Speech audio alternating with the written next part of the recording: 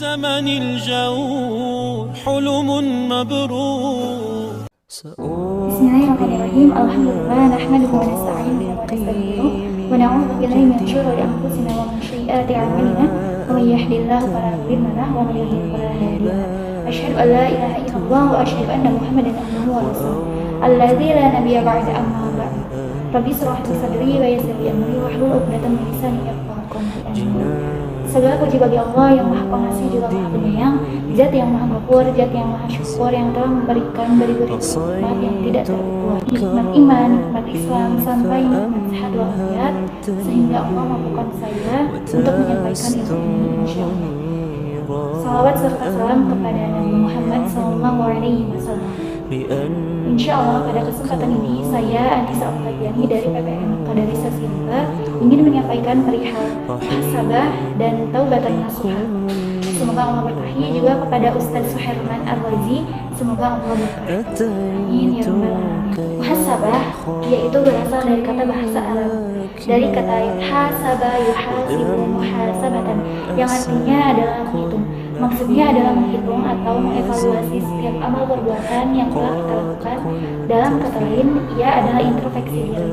Kemudian menurut Ibnu Qayyim al-Jauziyah rahimahullah berkata, menentukan dirinya maksudnya adalah dia menghisab dirinya sendiri. Dalil muhasabah dalam Quran surat Al-Hasyr ayat 18 itu A'udzu billahi minasyaitonir rajim. Ya ayyuhalladzina amanu taqullaha wal tanzur nafsum ma qaddamat lighad wattaqullaha innallaha khabirum bima ta'malun. Wahai orang-orang yang beriman, bertakwalah kepada Allah dan hendaklah setiap orang memperhatikan apa yang telah diperbuatnya untuk hari esok, yaitu akhirat. Dan bertakwalah kepada Allah. Sungguh Allah Maha mengetahui terhadap apa yang kamu kerjakan. Quran surat Al-Hasyr ayat 18. Para ulama menyebutkan bahwa ayat ini merupakan usul fil muhasabah, yaitu dalil pokok dalam pembahasan muhasabah. Kemudian menurut Ibnu Qayyim rahimahullah, muhasabah ada dua macam, yaitu sebelum beramal dan sesudah beramal.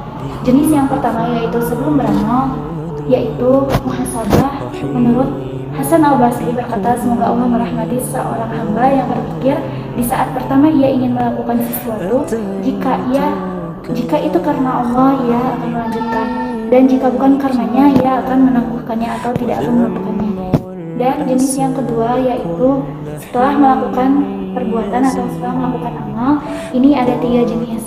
Yang pertama yaitu introspeksi ketaatan berkaitan dengan hak Allah yang belum sempurna atau yang belum sepenuhnya ia lakukan. Lalu ia juga akan bermuhasabah, apakah ia sudah melakukan ketaatan kepada Allah ataukah belum.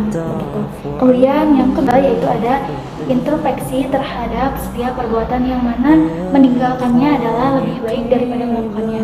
Kemudian yang ketiga yaitu introspeksi diri tentang perkara yang berubah atau menjadi kebiasaan sehari-hari. Nah, mengapa mesti ia lakukan? Apakah ia mengharapkan negeri akhirat sehingga dengan demikian ia akan beruntung, atau ia ingin dunia yang panas sehingga ia akan merugi dan tidak akan mendapatkan keberuntungan? Kemudian keutamaan muhasabah menurut Ibnu Qayyim rahimahullah menyebutkan keutamaan muhasabah diantaranya yaitu mengetahui kekurangan diri, akan semakin banyak beristighfar dan bertaubat kepada Allah. Kemudian mengetahui kemuliaan dan maha baiknya Allah. Kemudian seseorang itu akan jujur.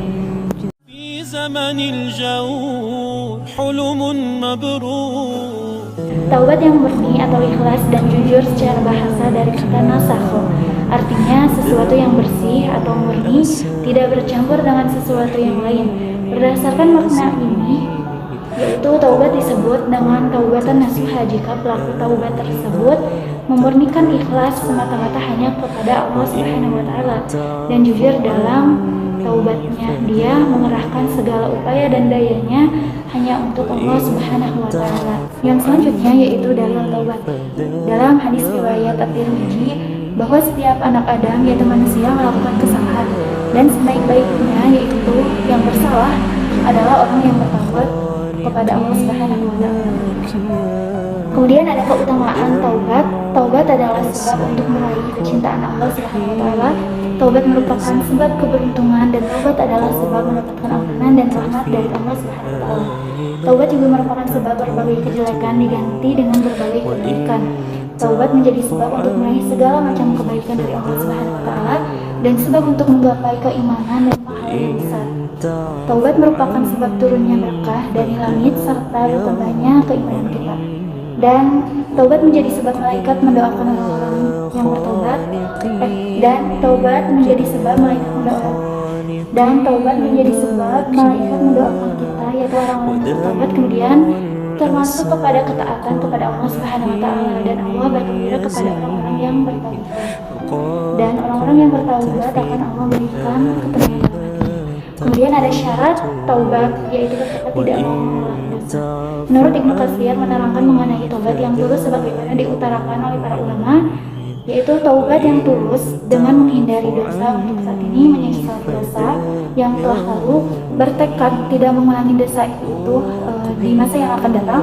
Lalu jika dosa tersebut berkaitan dengan hak sesama manusia, maka ia harus menyelesaikan atau mengembalikannya. Kemudian ada tingkatan taubat menurut Imam Al-Ghazali, seseorang yang terus-menerus dalam taubat atau ia akan terus-menerus bertaubat kepada Allah Subhanahu wa taala. Yang kedua yaitu seseorang yang bertaubat namun belum bisa benar-benar melepas dosanya. Yang ketiga yaitu orang yang bertaubat di saat tertentu. Misalnya ketika saat ada musibah saja maka ia akan bertaubat.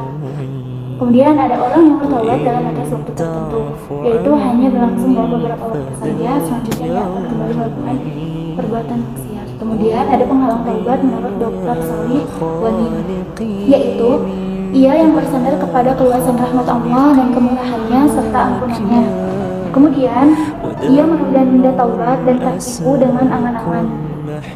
Kemudian orang-orang yang ambisi untuk mengumpulkan harta, ia akan lalai dan tidak memiliki ilmu terhadap agama. Ini adalah penghalang bagi orang-orang yang akan bertaubat karena ia tidak memiliki ilmu agama, menganggap kecil dosa sehingga menyebabkan dia tidak takut kepada Allah Subhanahu wa taala. Kemudian cara bertaubat menurut Ustaz Khalid dalam ceramahnya yaitu ia harus dalam beragama Islam, kemudian ia ikhlas dan mengakui segala dosa-dosanya, kemudian menyesali terhadap dosa yang pernah dilakukan, kemudian ia berlepas dan meninggalkan perbuatan dosa tersebut, dan ia berazam dan bertekad tidak akan mengulanginya di masa yang akan datang. Nah, ini khusus yang berhubungan dengan orang lain.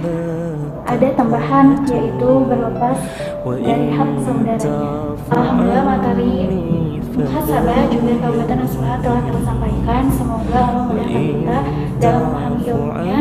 Juga semoga bermanfaat. Mohon maaf apabila ada salah kata, kesalahan itu murni dari saya dan kebenaran adalah murni dari Allah Subhanahu wa taala. Terima kasih jazakumullah khairan. Wassalamualaikum warahmatullahi wabarakatuh.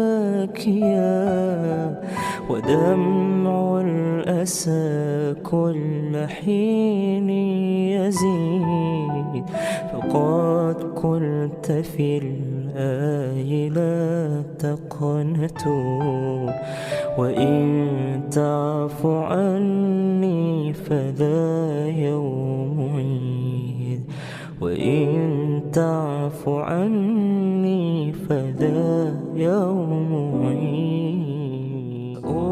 أقبل يا خالقي